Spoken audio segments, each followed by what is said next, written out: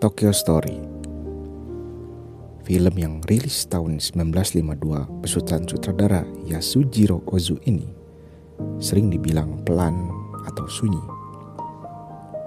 Dan itu gak salah. Tapi bukan sunyi karena kosong, sunyi karena terlalu dekat dengan hidup kita sendiri.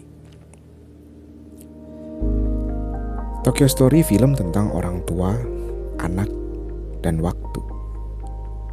Bukan waktu yang dramatis, tapi waktu yang lewat begitu saja.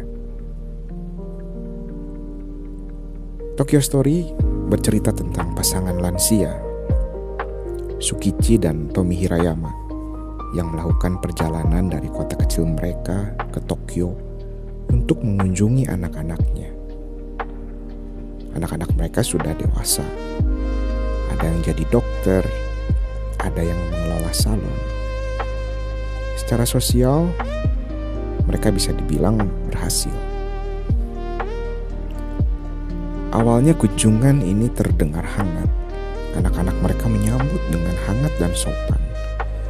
Semua tampak berjalan baik di permukaan.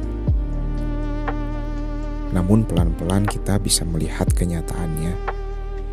Anak-anak ini ternyata sibuk. Mereka tidak punya banyak waktu. Bukan karena tidak mau, tapi karena hidup mereka pun sudah berubah. Pasangan lansia itu akhirnya lebih sering dititipkan ke tempat wisata atau dibiarkan sendirian. Bukan karena dibenci, justru karena dianggap aman. Dan di sini film ini seakan-akan berkata jujur, yang menyakitkan bukan penolakan, tapi ketiadaan. Setelah kembali ke kampung halaman, Tommy jatuh sakit dan meninggal. Tidak ada adegan panjang penuh tangis, tidak ada adegan dramatis, tidak ada musik melankolis. Setelah pemakaman selesai, anak-anak pun pulang dan hidup dilanjutkan. Sang sutradara, Ozu, hampir selalu menaruh kamera sejajar tatami. Bukan eye level berdiri, tapi posisi duduk. Artinya apa? Ini sudut pandang orang yang tidak mendominasi, tidak menghakimi, dan tidak ingin mengontrol adegan. Angle kamera Ozu seakan-akan membuat penonton hanya bisa mengamati dan hadir. Kamera Ozu tidak berkata ini benar, itu salah. Dia hanya berkata beginilah adanya. Secara filosofis ini selaras dengan Mujo. Dalam budaya Jepang, Mujo berarti ketidakkekalan. Ya meskipun ini sering disalahpahami ya.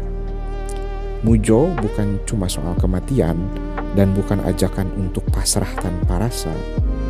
Mujo adalah kesadaran bahwa perasaan itu berubah, hubungan berubah, peran hidup pun berubah, meskipun kita tidak menginginkannya. Dan perubahan itu netral. Perubahan itu tidak baik dan tidak jahat. Di Tokyo Story, bahkan tidak ada karakter jahat. Karena Mujo tidak butuh penjahat untuk bekerja. Kasih sayang orang tua dan anak di film ini tidak hilang, tapi bentuknya berubah. Dulu, orang tua itu pusat hidup anak.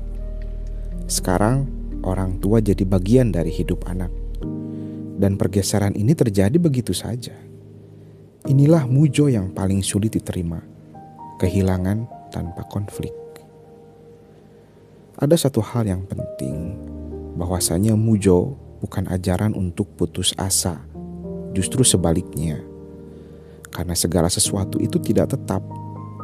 Maka setiap momen punya nilai. Sekali lagi, segala sesuatu tidak tetap. Maka setiap momen punya nilai. Bukan karena akan bertahan lama, tapi karena tidak akan bertahan. Dalam Tokyo Story, dalam film hitam putih ini, kehangatan kecil, obrolan singkat, duduk bersama, menjadi berharga justru karena kerapuhan.